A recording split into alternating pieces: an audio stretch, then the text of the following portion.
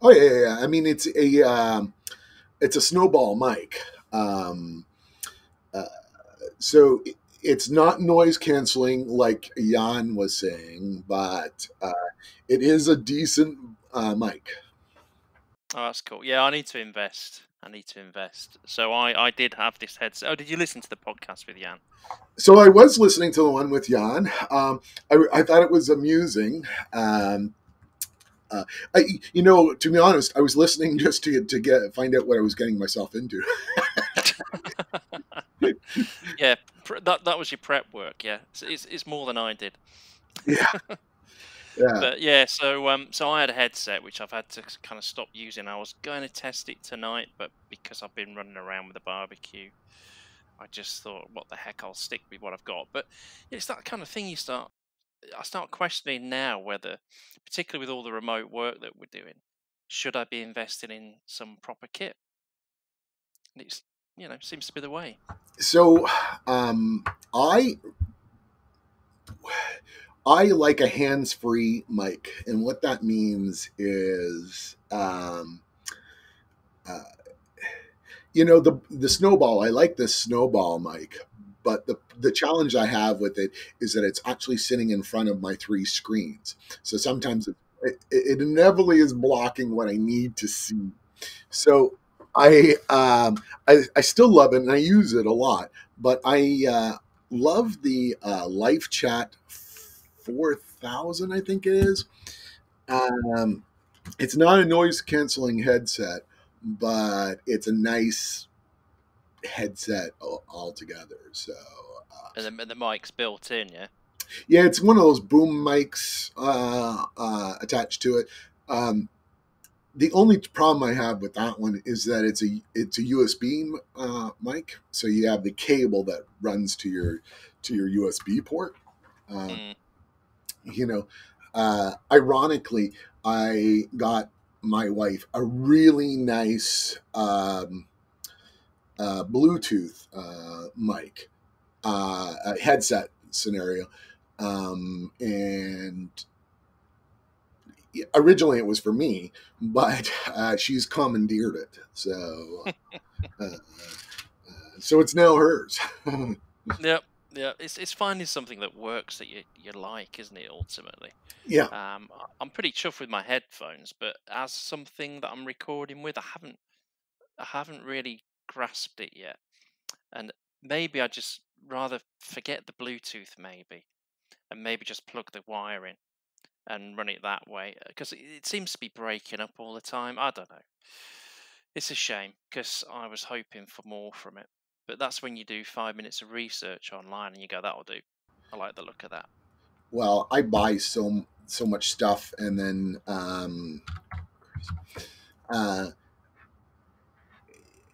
so you were talking about barbecuing, and one of the things that I was laughing about is a few years ago when I was talking to Jeff Gilbert about barbecuing. I said, I'm going to go get a charcoal barbecue. And I started looking online, and uh, you could get an egg, and it's like $2,000, 2.5 grand, or something like from one of those things. And I said, I can't spend that. So my wife says, go to Canadian Tire and get the cheapest charcoal barbecue that they had. So I basically got one step up from the cheapest one. And I mean, it was like $150 or something like that. And this year it finally, it's starting to rust out because it's a really cheap barbecue. So I decided to upgrade to a Weber barbecue this time, and she's going, yeah, you can move up, but we still haven't gone to the to an egg or a Traeger, only because although we barbecue, doing something like a brisket or whatever, there's only the two of us. So the only time we're going to barbecue and do something like a brisket is when we're going to either have leftovers for a couple of weeks, or um, we've got friends and family coming over. That's not happening at the moment, though, is it? No. Father's Day was interesting because we literally went into the backyards of both of our respective dads to Yeah. visit with them for a little bit. Yeah, I drove all the way up to the north of England, a couple of 100 miles, a couple of weekends back to see my mum. Yeah. And we just sat in the back garden, which was nice. You know, it was kind of it's bizarre, strange, isn't it? Yeah. But we had lovely weather, so we sat out and we talked. And then I paid a surprise visit on a friend of mine whose birthday was the same day, and again we sat out the back and did that. But it's not party time yet, is it? No. We're quite a way off that. Yeah, we've just had so today they've just announced that pubs are going to reopen. Yeah. Which could spell disaster. How they control that, I don't know at the minute. There's certain guidelines they'll have to follow. Cinemas are going to reopen, and barbershops. Yeah. Hooray! Yeah. Oh, jeez. Yeah, I can't wait to get a haircut. Along with all the people in the house here, all the kids are all kind of going, when's it happening? So we got to wait till the 4th. But the queues are going to be huge. The demand for haircuts.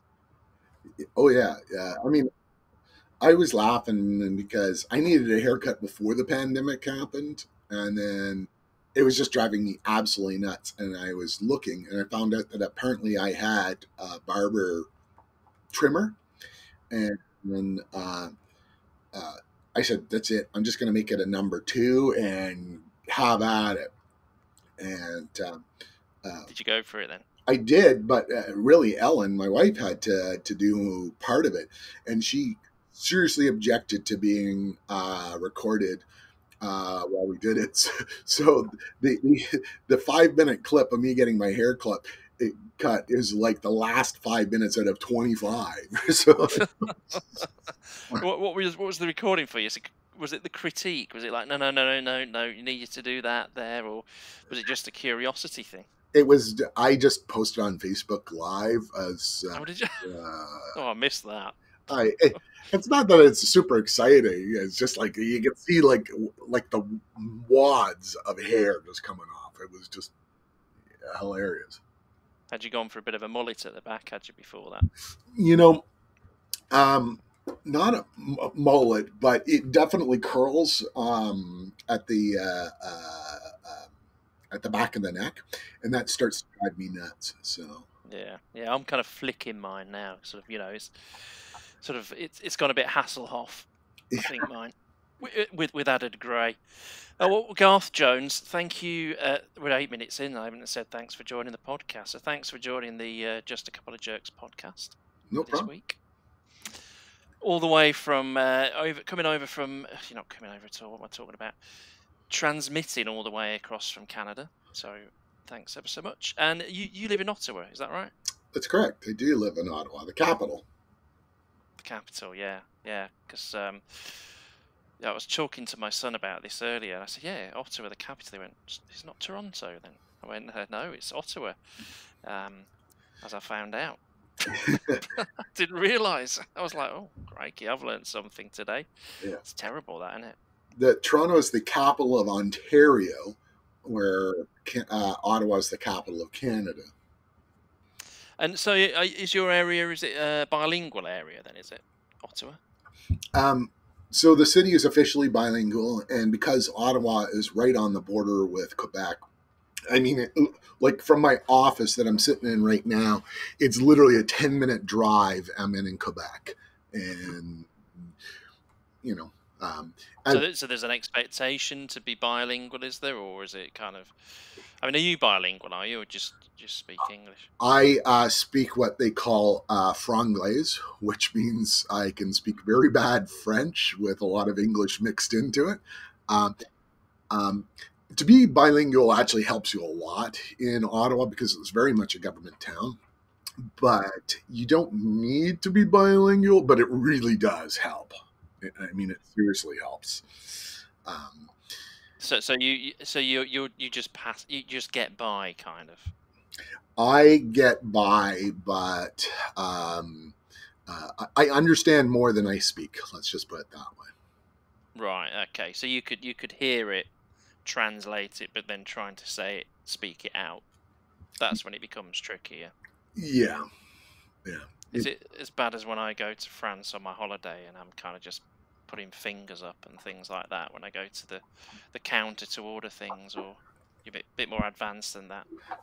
No, it's probably pretty close to you. I think being in France. I mean, I go three, trois. It's about as good as it gets from me, unfortunately. My French was terrible at school. I did more German oh yeah, than French. We used to go to Germany every summer for family holiday. We'd get the caravan and tour and things like that. So France, we had an incident the first time we went where my dad reversed his caravan into the wall of the campsite, oh, yeah. and the guy wasn't too happy. Fair enough, my dad's knocked his wall down. And for some reason, then my dad took offence to it and said that it wasn't very nice, and so therefore France was barred. We couldn't go back to France. It was like, okay. So then we had to start going via Belgium, and I spoke to Kim about this. We used to have little holidays in Belgium as we kind of returned. So yeah, fond memories. So, but French was something I didn't do. German, I knew a bit more, but you just forget it all. It's really hard to maintain it unless you're exposed to it all the time and Correct. conversing. Yeah. So you've managed to kind of avoid as such. It's not needed for you where you are and what you do. So, Like I said, it helps you, but there's no. So I worked for the Canadian government, and being an Anglophone definitely limited your possibility for advancement, and that's part of the reason why I left the government. Was if you wanted to go up the ladder, you had to manage staff, and if you manage staff, you must be bilingual. There's no exception to that. So you can't get away from it. Yeah. So what were you doing there then? Was that early on in your career? I was fairly early in my IT career. It was just purely by coincidence. I was really into computers, and a buddy of mine, back in the BBS days, if you remember those things, a buddy of mine needed an assistant, so he hired me to come in for, I think it was 8 weeks. Um and my entire job was to do whatever he told me to do. So it was definitely the lowest help desk tech type work you could get. And then General dog's body, effectively. yeah, and then That's what we say. I don't know if that's what you say in Canada. well, I get the gist of it. You do whatever they say they do. I was the lackey, so. So, anyways, the nuts and bolts of it is about 2 years later, they made me a land manager of my own floor because they decided to keep me on. And that government department, which was the Canadian Coast Guard, merged with the Department of Fisheries and Oceans. And I got pulled over. By that time, I'd moved up the ranks enough to be sort of one of the, I don't want to say senior, but one of the guys there that could help out the merging of the two departments. So 3 of us, one from DFO, me, and then a third guy who came in from another department, built the SCCM environment there. So this was back in 93, 94. So we were working with SMS 1.1, and then shortly thereafter 1.2. And I just kept on following those guys up the chain. So as one would become the regional guy, I'd eventually end up on his team, and then one became the national guy, and eventually I became the national guy. And So was that your first exposure then, SMS to SMS via that role? oh yeah. Uh, SMS back in those days, it's very similar to what it does now. it just didn't have all the bells and whistles, and we mostly used it for application deployment and inventory. So, um, And was it because I didn't use it at all? My first experience is 2007, mhm. and I've only looked at it briefly as part of some research I did. So it kind of seemed like it was different modules. Is that the way to put it? Separate sections that I mean, it is different products bolted together ultimately, isn't it? With WSUS in the back end and that kind of thing. But Yeah. So the 1.2 and even SMS2 for them, it really is not all that different than current branches now. A matter of fact, if you go talk to DGEM, some of the code from the SMS 1.0 days still exists within the product.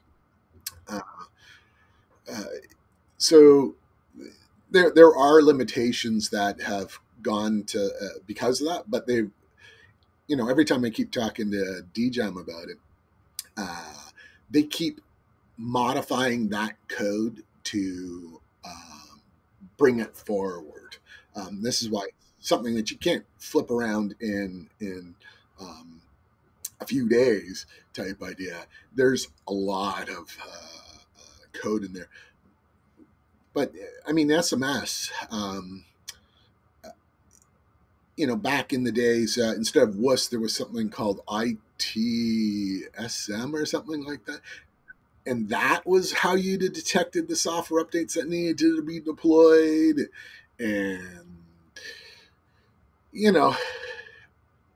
the reality is the product's gotten bigger and better as it's gone along. So, was it 30 years? Am I right? No, 25 years, wasn't it? The celebration last year or the year before when they did a little video montage. Was it 25 25, years? I'd be at Something least like that, I think. Yeah. 25 because 25, yeah, it'd be at least 25. So, do we have to say Raspberry Pi? Is that the drinking game that the chaps mentioned Yeah, on yeah, yeah. Twitter? So, don't we have to say Raspberry Pi? Yeah, Raspberry Pi. Yeah, it's a drinking game now. Yeah, so we'll mention it as we keep going. Yeah. Do you use Raspberry Pis, Garth? I do not use Raspberry Pi. It's one of the things that's on my list of things to do, but I inevitably spend far too much time in the office doing all sorts of random projects, and It depends what you want to play with, doesn't it? I mean, I was mucking around with a Raspberry Pi yeah. last night. I was attempting to boot from an SSD rather than an SD card. So that was my little mini project last night. Only to find that my Raspberry Pi 3 doesn't like USB 3. And I'd gone out and bought a little caddy with USB 3 in particular, specifically that, so that I'd get more Yeah. speed out of it. So that was a complete disaster. So anyway, it's play. I could try it with the Raspberry Pi 4. I've got down here, but I just gave up at that point. And all I was doing was I wanted to have a Plex server and also then create a Spotify Connect server and all this kind of stuff. So it's kind of handy for that sort of stuff, but it's just plain smucking about ultimately. Yeah. And I seem to be mentioning them a few times, maybe on the podcast. So yeah. But then we've had a couple of people from the Raspberry Pi community. I've chatted to another couple of people, and they'll be coming out. So yeah, I think I mentioned Raspberry Pi enough now for it to be sinking a few Yeah. drinks. Well, now is it a shot of beer or is it a shot of whiskey that you have when you eat Raspberry Pi? I don't know. I'll have to reread the tweet. I think it's at least maybe every time we mention it. So we'll come back to Raspberry No Pi later. problem. So Garth, so that was early on in your career then. So was IT the thing that you wanted to do? Oh then? yeah. I started off doing programming, in my teen years. my I had access to a K-Pro 2, which is a CPM based machine, that dual floppy, supposed to be portable. I'd more call it luggable. Um, and I had some games on a disc, and my sisters kept on stealing the disc. So I put a little password on it. My dad was killing himself because he could bypass it in about 2 seconds flat, but my sisters couldn't bypass it. So, yeah. Brilliant. So, And was that your first PC then? Was it a computer? yeah. So the CPM machine was the first one I had. So CPM machine, I don't know what that is. Is that a DOS based machine? Is it? Or... CPM is basically the same thing as DOS. It's just a different OS. So you're talking this is like what, mid 80s? Is it like mid to Yeah, late yeah, 80s? yeah, for sure. Around that time. So no Expo. Oh, well, Windows. No, is I kind mean, of out I around was that an time. Apple guy originally because that's what they had at the high school. Mac. So Well, actually, I had a period in the mid 90s where I worked with a company, and they had Apples as well, and I really got into the Mac OS yeah, at that time. Found it more easier than the Windows one. Just the way that it organized things. But I haven't really used it since, I must admit. A few dabbles here and there. So you had this machine, and you were what doing? Did you say you're doing a bit of coding with it? Was it, or just mucking around with it? it was. I'd call it more mucking around than coding. I mean, technically, I went to college for programming, the local college here, and yeah, I didn't get a job in it in programming, but I did doing desktop support. So Yeah, that's how I kick-started. And was Windows out and about at that point then? so that was mostly Windows for Work groups. Back in that day, I mean, it was Windows for Work groups with Token Ring at that. So, Oh uh, God, yeah, been there. 4 megabits. It was a Novell backend. So they had a mixture of land manager, and there was a little bit of Novell on one of the other floors. I didn't really have to take care of that. But yeah, we had a land manager, and then NT, and then kept moving up, including getting MIPS boxes. So we had MIPS CPU boxes instead of Intel there for a while as well. Oh crikey! So Yeah, yeah, yeah. So like I say, your interest was to go into yep. IT, but when you were a little kid, going back to the young Garth, I've asked this to a few people. Were obviously, well, maybe you did. Did you want to do IT, or was it like, oh, I want to be a hockey player, or what's the dream for a young Garth? Oh, that's a really good question, and I really don't remember, to be honest. I mean, I think everybody wants to be a hockey player or famous or any of that sort of stuff. You know, See, I'm kind of stereotyping the Canadian there, aren't I, by saying a hockey player? Because that's not something we'd want to be here. Well, there are people in the UK who want to do that, but that's not a sport we hold dear. But in Canada, ice hockey, yeah, huge, isn't it? ice hockey is really huge. My Sens aren't in the playoffs this year, but still hoping that there is a playoff so I can. It's more the pandemic. It's I don't know about you, but I'm finding that all the days are becoming exactly the same. And, Yeah, yeah, yeah. You have to keep checking what day it is, well, don't you? it's pretty bad that I pretty much work 7 days a week these days. Um,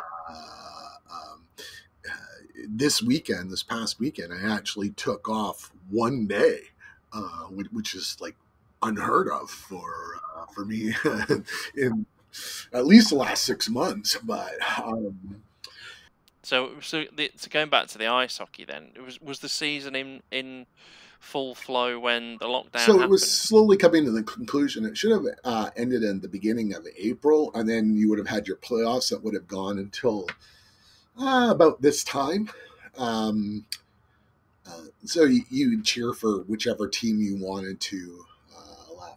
Um, and looking at the standings that they're probably going to have, I'll be cheering for Calgary when that goes back. So Ottawa's got a team, I Yeah, take it. Is that the team you yeah. support? Well, Ottawa. I mean, I get to see them here in town, but they, they didn't do so well this year, so they're not going to be in the playoff format that is suggested. So I'll be cheering for Calgary instead. Are there plans to get them back on the pitch? So they what will end up happening is the NHL will get the Stanley Cup awarded. They'll probably take a month off, and then they'll start up the next season, probably late November, early December, uh, and that's where Ottawa will come back into playing again. So Yeah, is that the normal start time then for the um, season? that's late. They traditionally will start around October, beginning of November. Um, they'll have the preseason. They'll have the preseason definitely in October, um, but because of the pandemic, um, they're literally talking about pushing the start until I think it's November, December timeframe. This is interesting, Garth, because my knowledge of ice hockey is limited to playing NHL Yeah, 94 maybe on a SNES. So I know that there's a couple yeah, of lines, and if I whack the puck from one end of the pitch and it goes over two lines, I'm not allowed yeah. to do that. Yeah, and I know that then you go into kind of a circle, not maybe a circle. I don't know. This is boring, it. And then you have like a puck off. Or sorry, that's almost swearing, isn't it? And you hit the puck between the two players, and yeah. So that's my knowledge. And then it goes in. It goes in, and you get 2 points. Do you for So you get scoring? 1 point for a goal, but you get 2 points for winning the game. So, and Right. Okay. Right. So you mentioned pre-season. So how's the season work then? You mentioned yep. pre-season. Is it like with football or soccer or whatever you want to call it? We have the league and then somebody wins it. But you mentioned the playoffs, so it seems to me there's more than one league and they go through into knockouts or something. How's the season So work? there's only one league per se, but there's the East versus the West. So what you end up doing is you take the top 8 teams from the East. They play each other until you get one team left, and then you have the top 8 teams in the West, and they play each other until there's one left, and then those two teams play, and it's the best wins the Stanley Cup. Okay, so is that separate to the league? So that's the you're positioned to get the 8 spots. Depends on how you did in the season. So there's 31 teams in the league, effectively half in the East and half in the West. So there are a number of teams that just don't make it into the playoffs, and they just wait for the playoffs to. Uh, uh, well, they wait for the next season. Really, that's all it comes down. Yeah, yeah. So then it effectively becomes a knockout Yep. competition Yeah. between East and Yeah. West. It's usually best of seven each of the game sets. So if you have a one bad game, you're not out. But uh, it does take. This is why the playoffs literally start on the second week of April and go to about end of June. So well, middle of June type idea. It takes a while So best of 7 being what? 7 matches between a between. pair of teams. Yeah, yeah, Really? Okay. That could become quite yeah. competitive. I Oh can yeah, imagine. oh yeah, definitely very competitive. So Now I've actually seen a ice hockey match in London. Went to see oh gosh, I think they were called London okay, Knights. Don't exist anymore. And it was really really fascinating, and really enjoyed watching it. And the atmosphere was brilliant. And there's never a dull moment, because there's never really any. When it's downtime, they're getting the crowd going, aren't they? The music's playing and all this yep. kind of stuff. Um, yeah, it was good fun, and saw a few scraps here and there, which is what you want. I've seen a few on obviously on highlights. Some of the more interesting, violent scraps that you get every now and again, where it kind of kicks off and they get chucked into the Yep. sin bin. Well, Um, so Seattle is going to get a team, and if there's ever an MVP summit again, um, I would, and you have the opportunity to go see a game, I'd say go see a game. yeah, so their team, they play in a USA league then, do they? So the NHL is both in Canada and the US. So yeah, Oh, is it? Sorry. Oh, gosh, my that's dire, isn't it? My knowledge. So that's must become really competitive then, when you've got the two oh yeah, yeah, countries. for sure. Uh, yeah. Okay. Oh, I didn't realise that. That's terrible. I should have known that from my NHL '94 days. Picking which team should I pick? I'd probably pick the one with Wayne Gretzky in it. Was he around then? 94, I Probably. would think yes. Yeah, I probably just picked his team because I knew his name. I forget if he was playing for Edmonton or if he was in LA by that time. So Yeah, I don't know. But yeah, no, it's a good old sport. It's not something, obviously, I've never. Like I say, it's not that big in the UK. Never has been. Um, but by playing it on the video games, I really enjoyed and really got into it. And that's the kind of way we got exposed in the UK to games like that, and basketball and American soccer. Playing them like Madden, playing the American football Madden game on the initially on the Super Nintendo and things like that, and learning the rules via that before then finally actually sitting down and watching some of the games. yeah, well, it'd make even worse. There's Canadian football too. So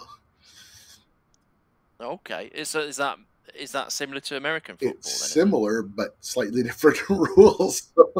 Oh, jeez. So how's this work then? What's different? So obviously in American football they have the four Correct. downs, and they've got to get 10 yards. Yeah. Yeah. So in Canadian football, you have 3 downs, and you still have to get the 10 yards. The field is longer and wider. Um, it tends to have a lot of passing, so there's less running plays. And then there's strange rules uh, about getting extra points and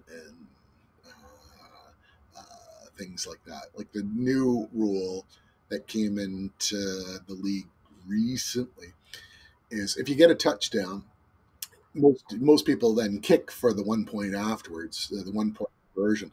So, Points after touchdown. Yeah. so Fact. the in the CFL, you can now get 2 points if you do a running play. So, Right.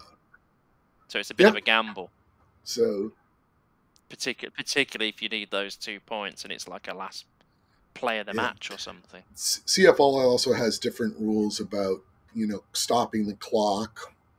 So, Right. Timeouts and stuff. it Yeah. basically can take forever to play the last couple of minutes of the game, but it also means that the game literally cannot. In a lot of CFL games, the game isn't decided until the last few minutes. So, you So the tension builds for that time, and that time is prolonged yep, effectively. yeah, very much so. So is it Yeah, quarters as well? it's Is it? 4 quarters, 15 minutes each. so that's an hour. So, but how long's the actual match though?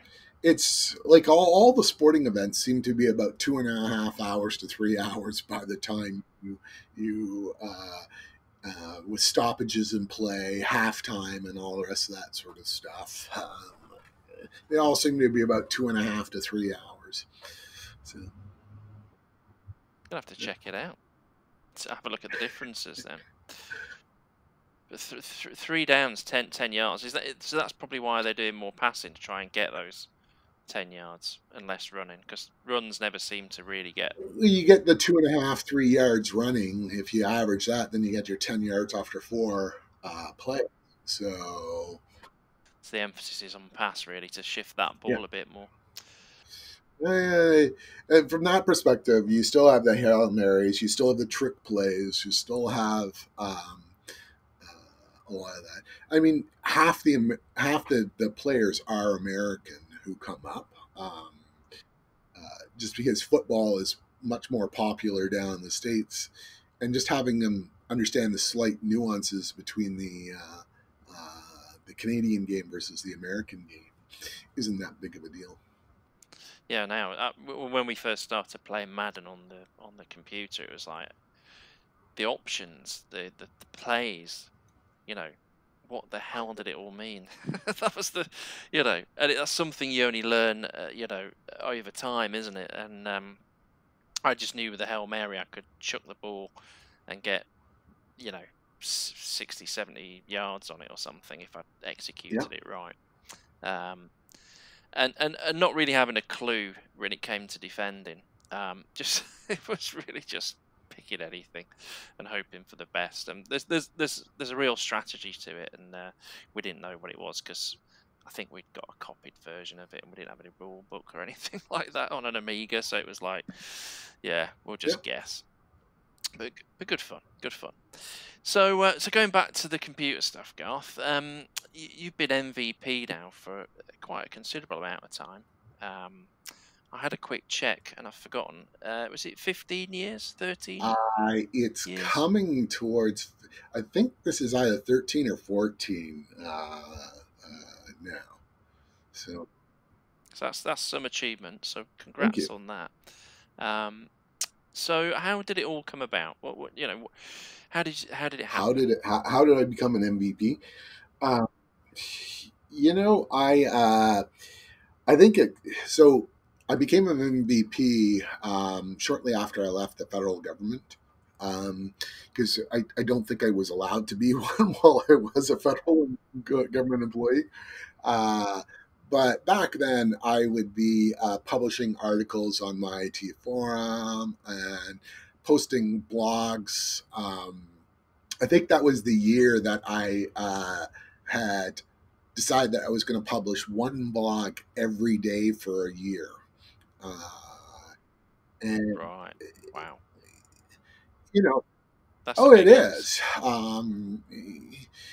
Back in those days, I'd publish a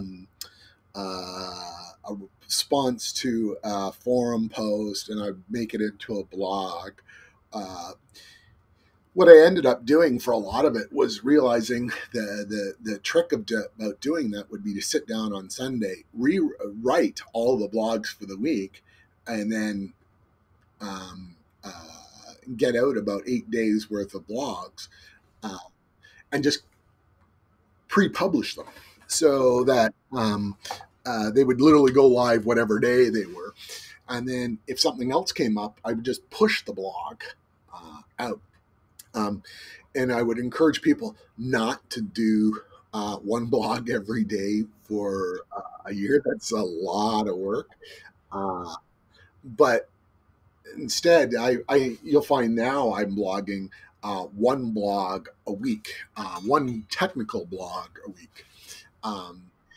And even that can be still a lot of work. But it's, I can tell you that I've got blogs scheduled till September now. so there are So I have very bad dyslexia, so I actually have Lara from my team review them just to make sure that they're not so bad, uh, and then we pre-post them. So that's something that becomes a struggle for you then. You're writing them all quite a lot, but yet you have this condition that just it's kind of making it s- sound right, spelt right. Yeah, so my biggest things are uh, things like mixing present and past tense all the time, or particularly when I'm tired, I'll start writing a thought. I'll get distracted. I'll come back to it, and I haven't quite finished off that sentence or paragraph, and I think I have. So she'll point out, saying, "You didn't finish this off." Uh, so I'll go back and fix it up.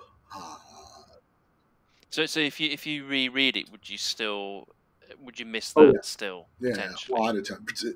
The more tired I get, the more easy it is for me to miss things. Um, uh, and I live and die by a spell checker, but I can get there, and there. Uh, they may all be spelled right, but it's the wrong one for that. So God, can you imagine the world before the spell checker? Because we lived in that world, but I can't. We rely on them yeah. so much for the simplest of things that you know. Now, if I was to be asked to spell a particular word that might be slightly complex, I mean, you have dyslexia, but for myself, I'd be like, oh my God, what is this? It's we get so lazy with autocorrect and spell checking and things like that. Well, autocorrect is both a godsend and a pain in the ass because it will autocorrect to something you did not mean. So, Oh yeah, yeah. Well, don't get me started on predictive text on phones. yeah, Jeez. yeah. And I mean, I've got the yeah, Swift key thing, which I love it and I hate it yeah. so much at the same time because you're just swiggling your finger around the place and it's just a completely different word that comes out, and that's probably because I'm trying to do it too quickly, so I'm trying to spell the word in my head and swipe my thumb around at the Yeah. same time. When it works, it's great, but I spend more time, I don't know about you, deleting stuff and rewriting it. Oh yeah, yeah. Yeah, It's, yeah, oh yeah, frustrating. So let's go back to the MVP sure. stuff then. So you were doing a lot of Yeah, blogging, even before. So whilst you're in in the federal government role, you were doing that, and so you were kind of heavily involved in the community at that time. yeah. So I was doing a lot of articles. I had. Um, you're probably aware that I wrote a book on reporting, and I actually started it back. The original first draft of it was back in the 2006 or time frame, or the idea behind it was in the 2006 time frame. Um, but because of the government conflict of interest thing, it just wasn't going to work. So when I left the government, um, it was something on my mind to ultimately do. Uh, and I just continued on doing all the blogging. I mean, ironically, a year after I got out of the government, I did the uh, Microsoft Management Summit, and I presented on reporting there, and that was my first. Maybe it was 2008. Anyway, so the point being was that was the first time I was in front of a very large crowd, and I literally was the first session after the keynote. So I had a room. Good. No No pressure. pressure. Well, the room was packed, and I want to say it was like 300 people, and it was packed to the rafters. I laugh because Rod Trent was a big thing around that. And I had that session, and I had the very last session on Friday before the conference ended. And there's a picture that Rod likes to show of that last session, which there's like two people in front of the or in the room or type idea, that the way he's cropped it. And the hilarious part is that's like 10 minutes before the session actually starts. And, uh, you know, it wasn't a 200 person room, but it was definitely, I don't know, 40, 50 people in the room at that last session. It was definitely an interesting thing. So what was that? Was that your well, your first session in front of a large audience? But had you presented So before that? I started up the user group here in Ottawa around probably the 2005 time frame. And at those original days, you would have never got me in front of any group of people to talk. And thanks to some of the guys from Microsoft, they helped me with some of my presentation skills. And the biggest thing that they ever tell you about is practice.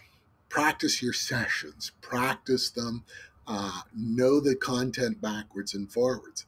And I mean, even now, it's not uncommon for me to shut the door to my office and literally play. Like I have a 43-inch TV in my office here, and I'll practice my sessions on here. And Leonard and Jackie, who are normally in the office, can hear me as I'm practicing the session. Because there's nothing worse than somebody handing you a session literally 10 minutes before you're supposed to go on stage and say, okay, so I'm going to present this. um, no. So I always practice the sessions. So I've been a fairly regular speaker at most of the MMSs, the Midwest management ones, user groups, that sort of thing. So it's kind of second nature to you now, yeah. So long as you practice.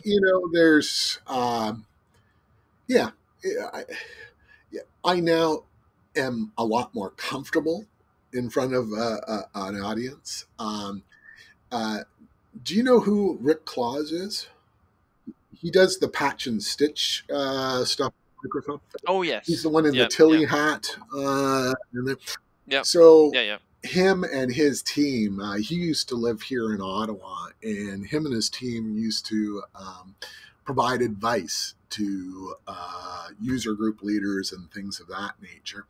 And some of his, I now have a ritual before I start giving any of the presentations, and part of it is attributed to him. And it's little things like take the keys and all the change out of your pocket, so that if you put your hands in your pocket, you're not making noise on this thing. Take your cell phone and, a bare minimum, put it on silent and put it in your bag.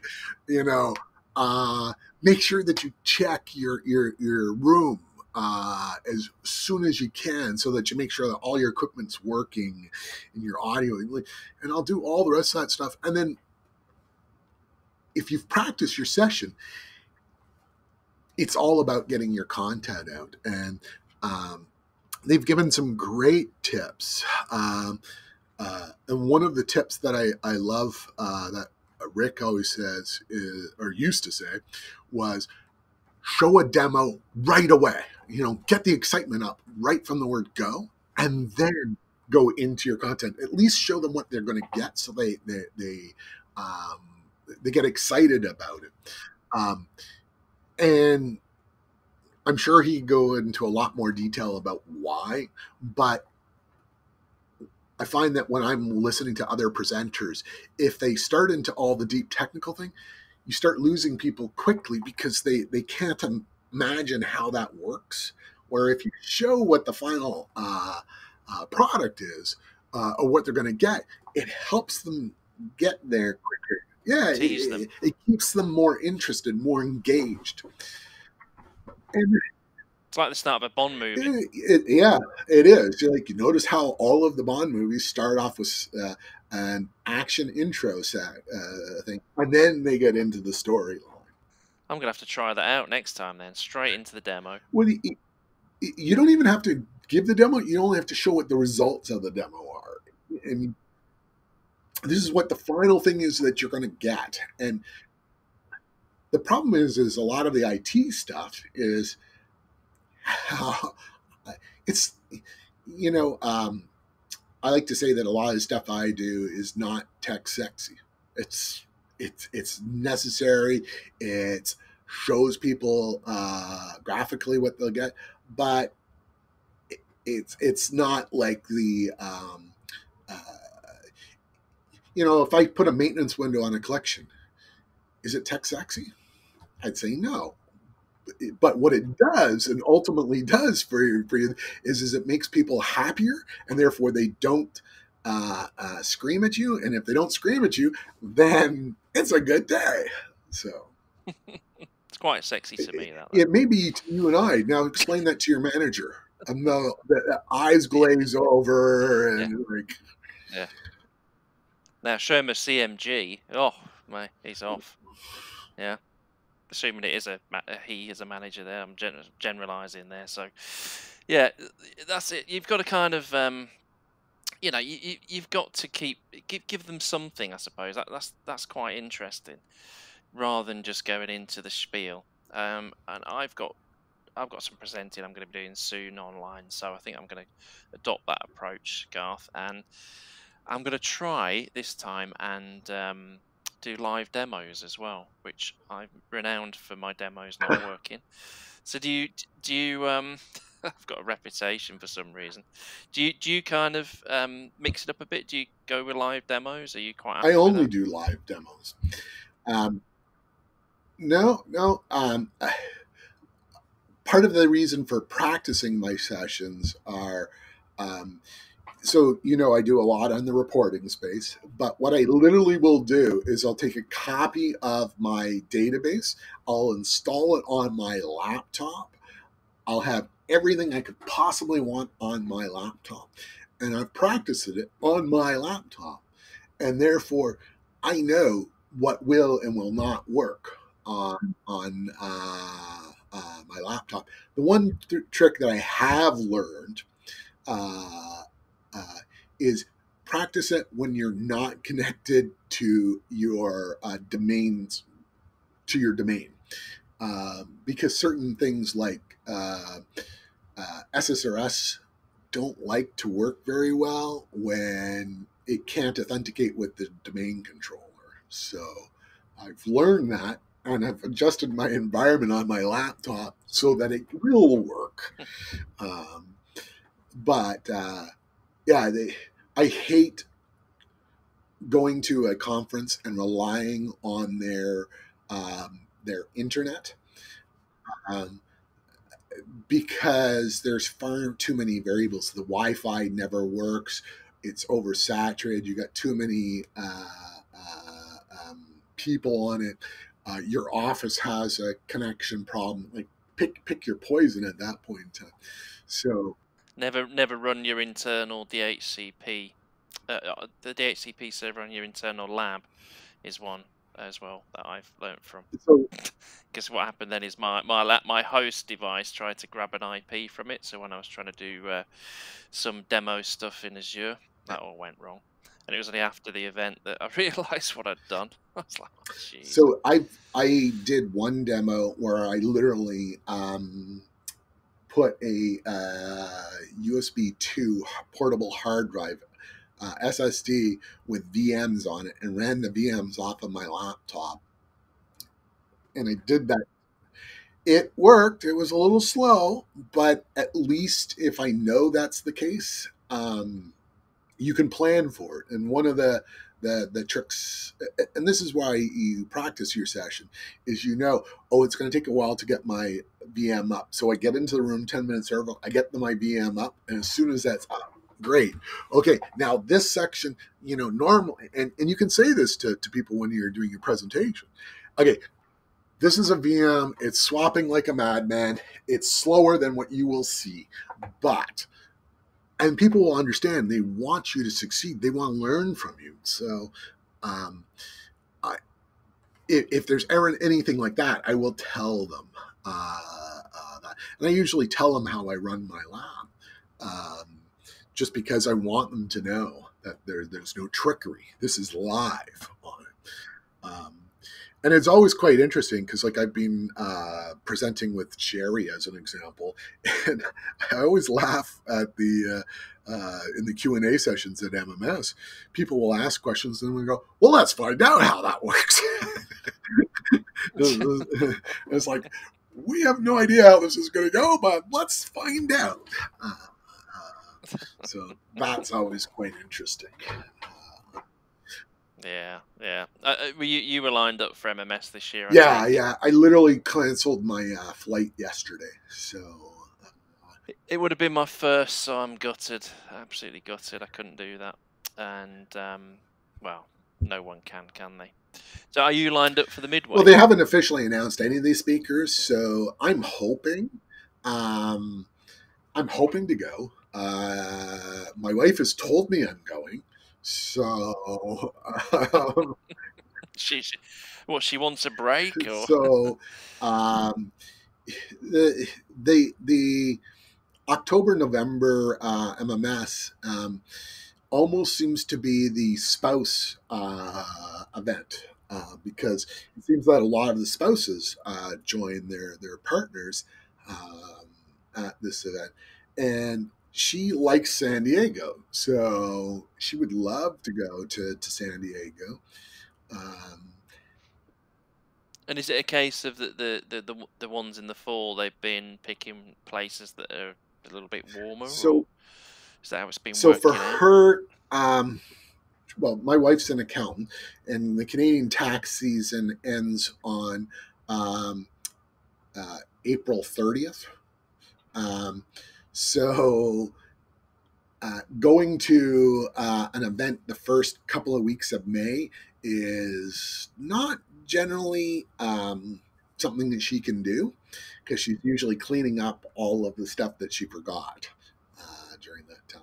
So doing the November one, she can take time off, or October this year, she can take time off, and she actually she'll run into Brian's wife or Sherry's partner, and they all just have a good old time doing things. So they kind of know each other because they through meeting up through previous events and that. Yeah. I mean,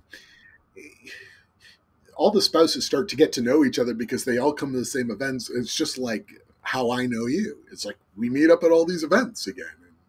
And, we'll sit down and have a drink and catch up, and they do the exact same thing. So, in fact, Garth, you were apart from Robert Marshall, who I flew over with, you were the first guy from the MVP program that I met when I came over to my first summit. So we met on the corner at the crossroads at the Hyatt, and you were on your way down. You meet up with some people in a restaurant or something. Was it an ice cream place or so? It's down near the shopping that's probably centre. with Red Robin, and I was probably going to meet.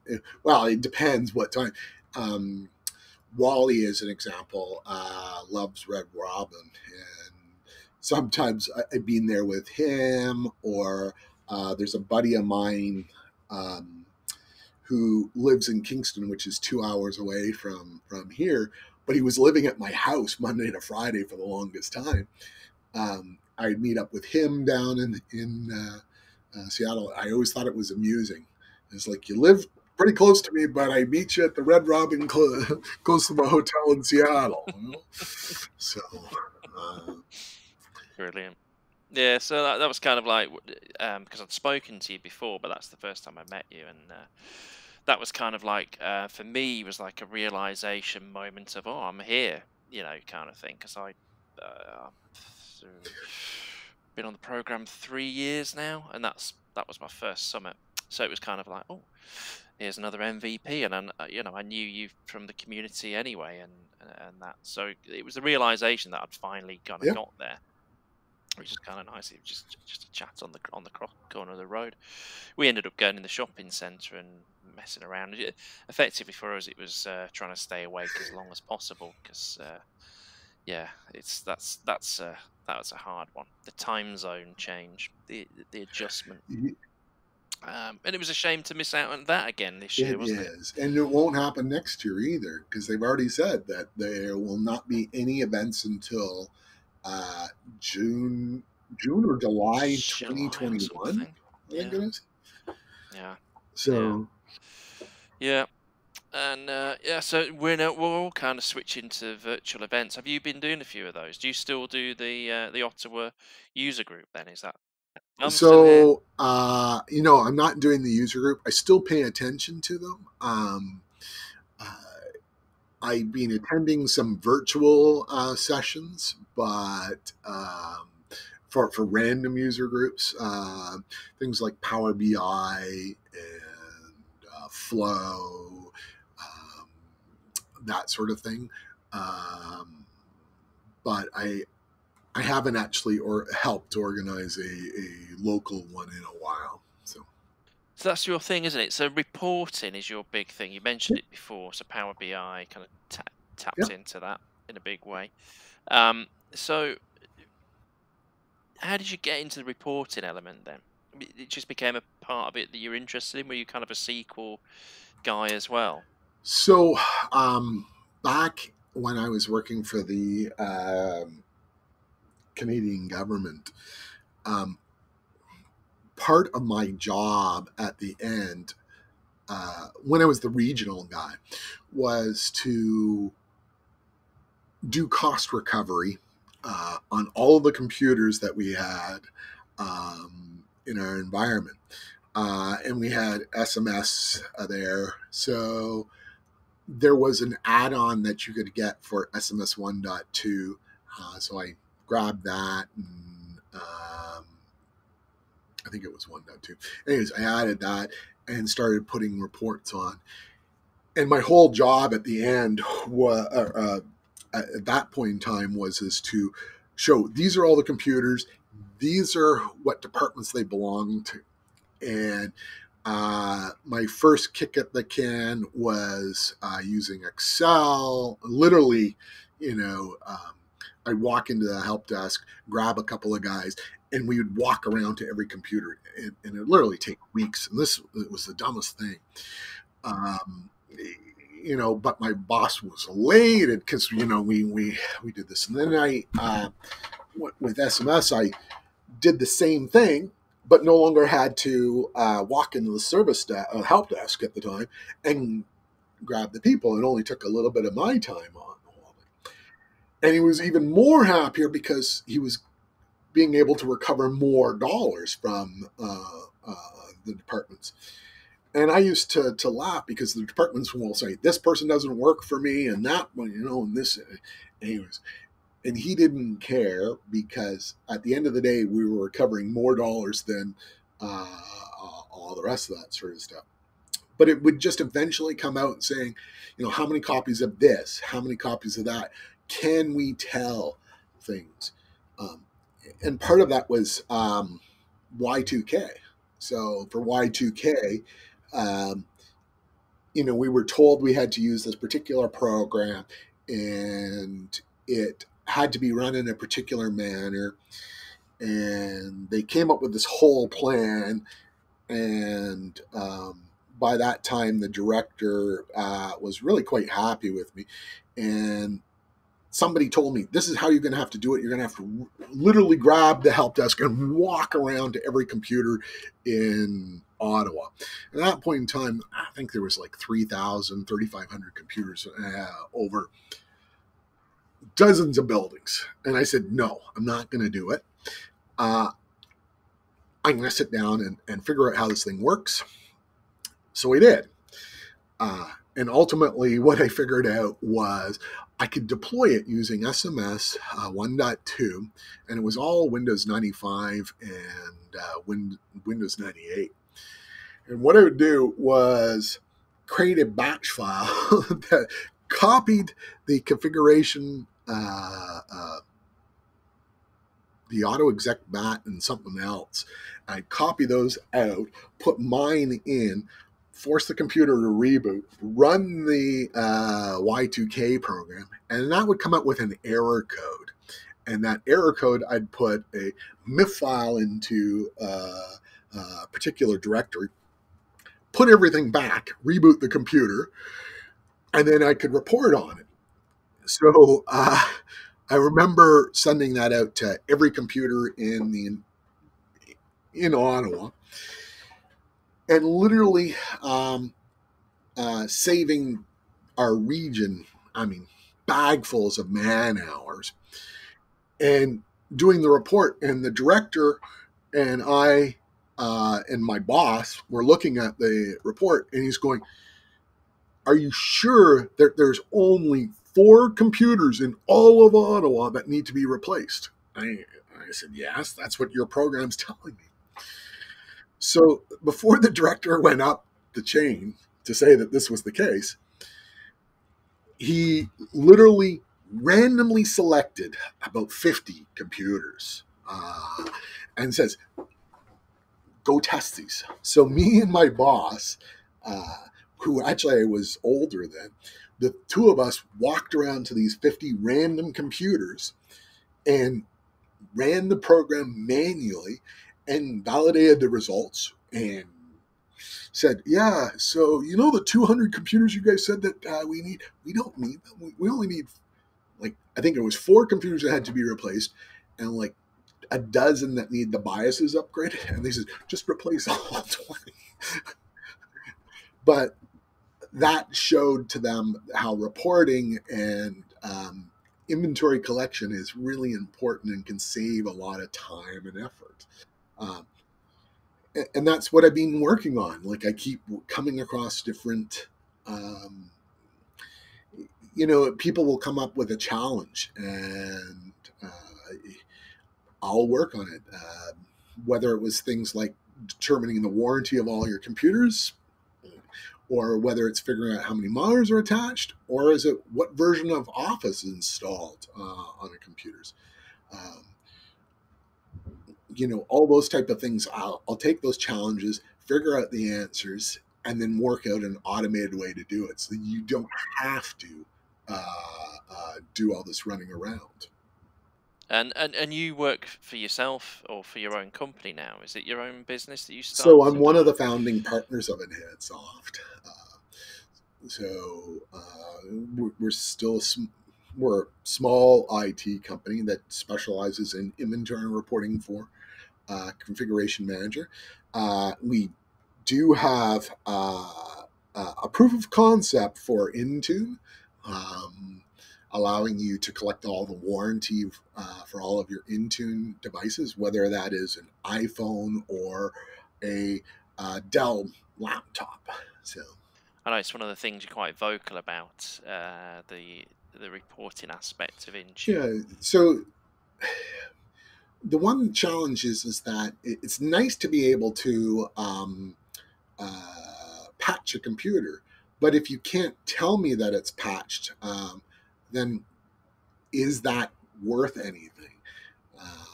Because if I have to go out and physically touch that computer to find out, yes, it actually was patched or wasn't patched, did I save any time or effort on the whole thing? So to me, I believe that reporting is it's a foundation thing, and it's not, I want to say it's not leveraged enough, and people don't spend enough time um, understanding that. I mean, I always love when people go pick a random report off the internet and say, "Oh, this thing must be right," and don't do any validation on it. And um, that's one of the challenges that I see is that there's a lot of people who will do these things, but they spend no effort actually validating the results. And when they dig into it, sometimes they're right, sometimes they're wrong. And that's, I learned early on that um, if I hand a report to a manager, he's A, got to make sense of it, B, it's got to be consistent, and if there's a discrepancy, I better be able to answer that discrepancy. Yeah, that's quite key, isn't it? Yeah. Yeah. Garth, it's been a real treat chatting to you today.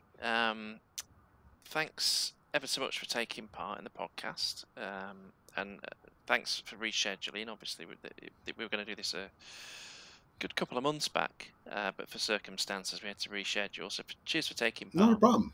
I'm glad to have been here. But I am curious, when are you going to have somebody interview you? Talk about Raspberry Pi. Dropped it. I actually was interviewed back in March, for a similar podcast that's never seen the light of day. So I may get the audio from that. But that I think that might be possible one day. So Garth, if people want to get in touch with you, how do they do that? Socials or social tags or what? I don't know what they're called. So the simple there are two ways to get a hold of me. One is you can use Twitter, Garth MJ. That's a simple way to get a hold of me. The other one is if you go to the contact page on the EnhanceSoft website, particularly on the Tech Talk, that will eventually end up in my inbox. Particularly if you say, "Hey Garth, I would like to,"